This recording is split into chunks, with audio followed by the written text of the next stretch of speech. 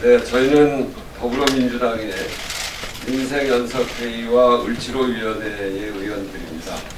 오늘 전국 가맹점주협의회 편의점본부 그리고 CU 가맹점주협의회와 함께 이 자리에서 기자회견을 하기 위해서 찾아왔습니다.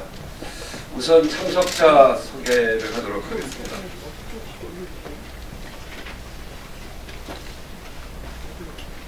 저는 이 문제, 그러니까 CU 가맹점주를 비롯한 가맹점의 불공정 문제를 해소하기 위한 민생연석회의에서 책임의원을 맡고 있는 우원식 의원입니다. 그리고 남인순 민생연석회의 최고위원 함께 참석하셨습니다. 박홍근 을지로위원장 오셨습니다. 이하경 민생연석회의 중소기업 중소상인분과장님 오셨습니다. 그리고 CU 편의점주는 최종렬 CU 가맹점주협의회 회장님 오셨습니다. 박지훈 CU 점포 개설 피해자 모임의 대표 오셨습니다.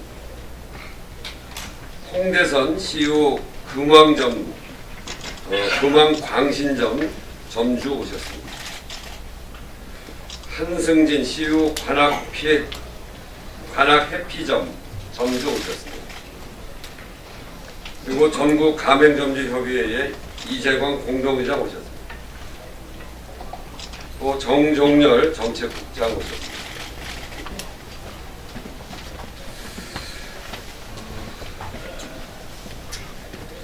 오늘은 CU 본사 앞에서 70일이 넘게 농성을 하고 계시는 CU의 피해 점주의 문제를 가지고 그 피해도 설명드리고 이것이 왜 반드시 해결되어야 하는지 국민 여러분께 알리기 위해서 이 자리에 섰습니다.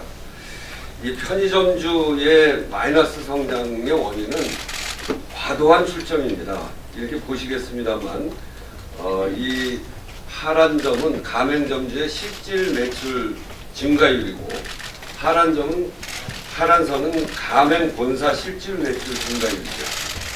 이게 그동안 2008년부터 2017년까지 빨간선, 그러니까 가맹 본사의 실질 매출은 지속적으로 성장하고 있었고 가맹 점주의 실질 매출은 이렇게 떨어지고 있습니다. 거기에 가장 중요한 원인은 보시겠습니다만 이 점포수 증가율에 따라서 이 선이 녹색 선이 증가율인데 이 증가하는 것에 따라서 가맹 본사의 이득은 계속 늘고 그리고 그것만큼 가맹 점주의 이익은 줄어드는 겁니다. 결국은 산꼭대기에 가맹점을 내면 물건 하나라도 팔 수 있기 때문에 산꼭대기에 내도 가맹 본사는 이득입니다. 그렇지만 거기에 가 있는 가맹 점주는 정말 죽을 지경이 되는 거죠. 근데 그 과정에 정말 그 가맹점에 얼마나 물건을 팔 수 있는지 그런 정보에 대해서는 제대로 이야기해 주지 않음으로 해서 이 돈을 벌 수 없는 곳에 가맹점이 생겨나게 된 겁니다. 너무나 동네에 가면 잘 알 수 있습니다만 너무나 골목 하나에 그 많은 가맹점, 도대체 저분들이 어떻게 먹고 살까? 먹고 살 수가 없습니다.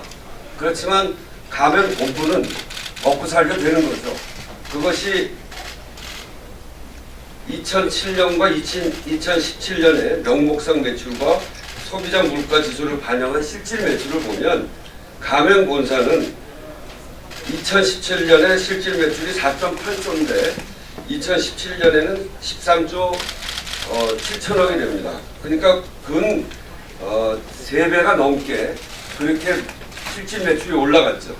그런 반면에 가맹 점주는 2007년에 5억 300만 원이었던 것이 2017년에는 4억 7천만 원이 됩니다. 즉 무슨 소리냐면 10년 동안 실질 매출이 3,300만 원이 줄어들게 된 거죠. 그러니 가맹점주들이 살 수가 없게 되는 겁니다. 이것 때문에 많은 가맹점들이 정말 목숨을 끊는 일까지 그런 극단적인 상황까지 내몰리게 되고 선택을 하는 것 그런 상황이 발생하는 겁니다. 이런 점들을 가지고 이제 CU의 그 피해를 보고 있는 많은 가맹점주들이 CU 본사 앞에서 농성을 하고 있는데 저희 그 민생연석회의 그리고 을지로위원회가 그동안 최저소득은 보장해 줘야 된다 이렇게 주장을 해왔는데 아직도 제대로 된 상생 협약이 이루어지고 있지 못합니다. 그런 점에서 현장에서 일하시는 피해 점주들이 어떻게 이 과정을 겪고 계시는지 피해 사례 발표를 하도록 하겠습니다. 우선 홍대선 CU 금왕 광신점 점주님께서 나와서 피해 사례 발표하시겠습니다. 안녕하십니까. 저는 충북 음성에서 CU를 운영하고 있는 홍대선이라고 합니다. 충북 음성군 금왕읍 352-1 제 점포의 주소입니다. 포털에 입력해서 주변과 위성사진을 보고 도대체 이런 곳에 보증금 4천, 임대료 198만 원에 왜 점포를 개설했는지 다른 지역 점주님이 저한테 물으신 적이 있었습니다. 저는 CU라는 회사를 믿었었습니다. 점포 오픈은 수많은 데이터와 변수들을 고려해서 결정되는 줄 알았습니다.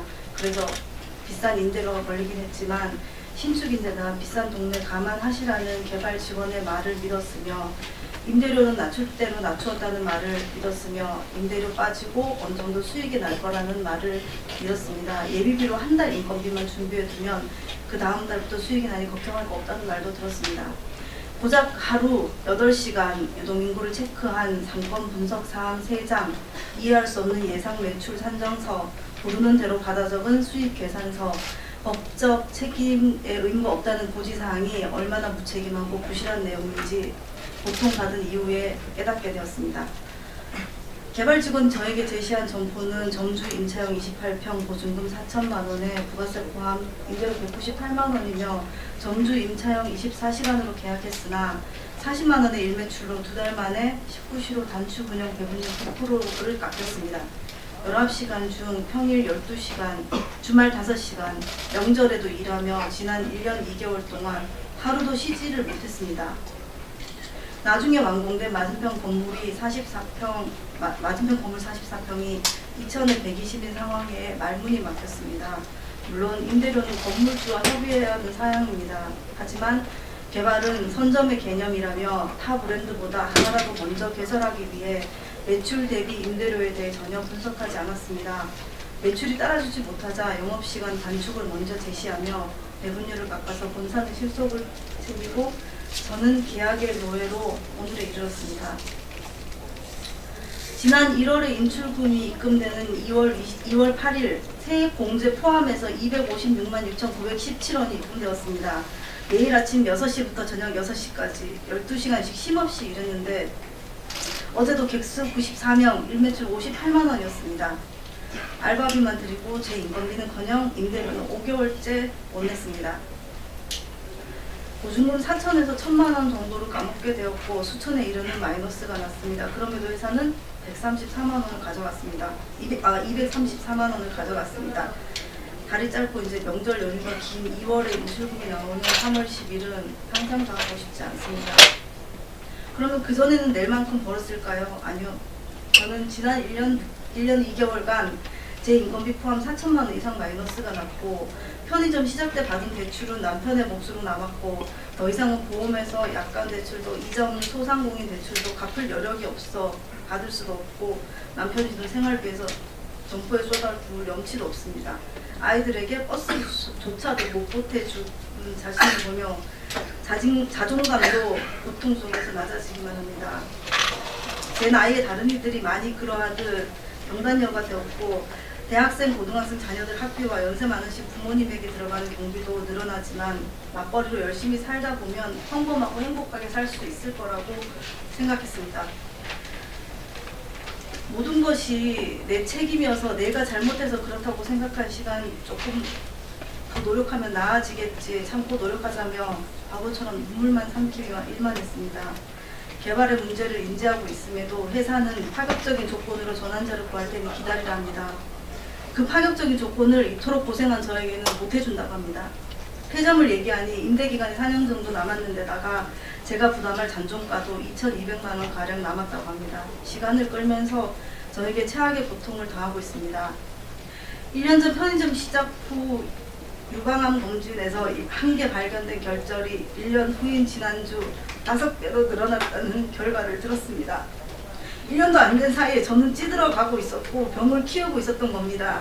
이 절망감을 어떻게 해야 할지 사방을 둘러보고 하늘을 쳐다봐도 방법이 없어서 손끝까지 무기력해지고 두려움이 엄습합니다. 본사 담당 직원들도 할 말을 잇는 곳, 바로 당신의 회사 개발 직원이 점포를 개발하고 그 직원의 상사가 결제를 내고 그럴듯한 말로 제게 제안을 한 이곳에 새벽 어둠 속에서 불을 켤 때 살린 무게를 당신들은 상상이나 하냐고. 제발 잠시 신규 오픈을 멈추고 회사를 믿고 모든 걸 쏘아부은 점주들의 사정과 삶의 힘듦을 보듬으며 함께 살아갈 수 있는 항생의 길을 모색하며 함께 동행해 주기를. 그래야 회사도 점포도 사는 길임을 이렇게 간절히 상생을 요구해 봅니다. 감사합니다.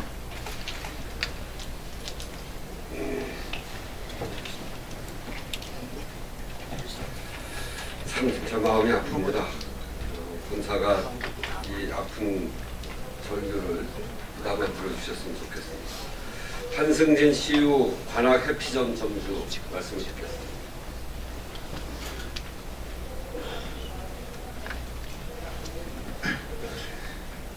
안녕하십니까. 관악 해피점 점주 한승진입니다. 억울하고 원통한 저희 매장 피해 사례를 알려드리고자 이렇게 나왔습니다. 개발 담당 직원은 현재 점포를 소개했고 역 GS25C가 일매출 300이 나온다며 매장을 오픈하게 되면 일매출 150, 한 달 250 이상의 수익을 보장한다고 유혹했습니다. 그리고 망설이는 저에게 지금 오픈하겠다는 사람이 많으니 빨리 결정하라고 제초했고 혹시 매출이 저조해도 위약금 걱정하지 않아도 되며 초기 안정화 지원금이 있으니 걱정할 필요 없다는 말까지 하며 저를 안심시켰습니다. 정부 공개서를 2주 전에 제공하지도 않았고 필요한 절차를 전화 한 통화로 대체할 수 있다고 하며 진행했습니다. 점주 교육을 받는 중에 매장 공사가 시작되어 매장 공사 과정도 한 번도 제대로 지켜보지 못했습니다. 매장 오픈 후 일매출 150은커녕 60만원 정도밖에 나오지 않았고 매출은 더 이상 오를 기미도 보이지 않았습니다. 초반 운영이 너무 어려워 초기 안정화 지원금을 신청했더니 담당 SC는 저희 매장은 조건도 되지 않고 혹시 받게 되더라도 나중에 매출이 좋아지면 지원금을 반환해야 된다는 말을 들었을 때는 정말 화가 많이 나더군요. 매달 수입에서 임대료와 인건비 등이 충당되지 않아 월 150만 원 정도 대출을 했습니다. 이 같은 현상은 매장을 운영하는 2년 동안 지속되었고 인건비를 절약하기 위해 매일 하루 14시간 이상씩 일하며 버텼습니다. 하루에 17시간씩 3개월을 일하다 힘들어서 버티지 못한 적도 있었고 때로는 이명도 들렸던 것 같습니다. 저는 폐점을 하고 싶어도 엄청난 위약금에 묶여 2년 동안 본사에 노예 생활한 겁니다.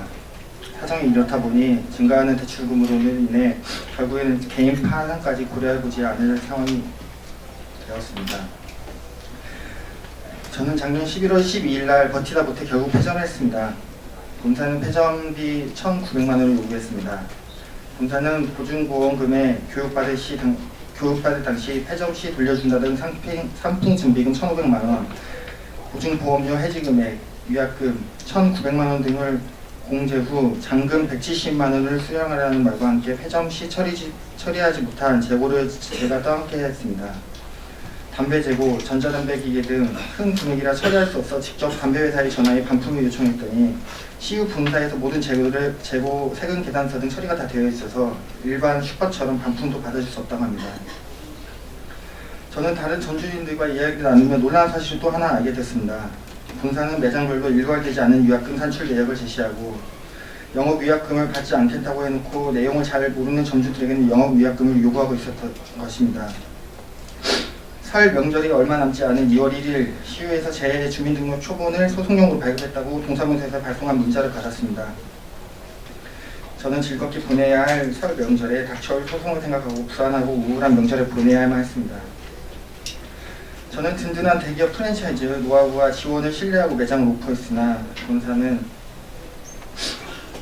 단지 저를 가맹점을 늘리는 수단으로만 취급한 것입니다. 저는 시유에 묻고 싶습니다. 예상 매출 150만 원을 제시했지만 현실은 50% 되지 않는 밀매출 60만 원. 이것이 과연 문제가 없는 신구 점포 개점인지. 상생을 말하는 시유에 저희 점주들은 위약금 없는 희망 폐업을 요구합니다. 본사는 저희 점주들의 눈물을 외면하고 있습니다.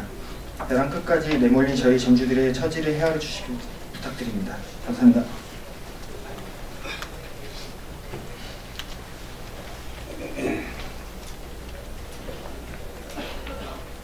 네, 다음은 편의점 상생 지원 방안에 대한 평가 그리고 시유 상생 협상 과정상의 문제점에 대해서 가맹거래사이신 정정열 전국 가맹점주 협의회 정책국장께서 말씀해 주시겠습니다.